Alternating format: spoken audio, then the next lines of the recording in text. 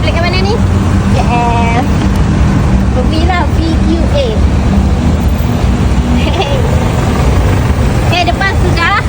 Jom kita sampai ke belakang pula. Yang belakang.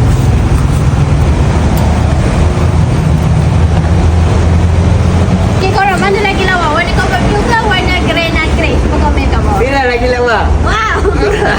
Sekarang ni adalah musim rebate untuk Pro 2 Ativa. Rebate sebanyak RM6,500 ke RM7,000. Siapa nak dapatkan rebate pada bulan ini sahaja boleh Roger Fira di bio. Okay, beli kereta dapat rebate sekali.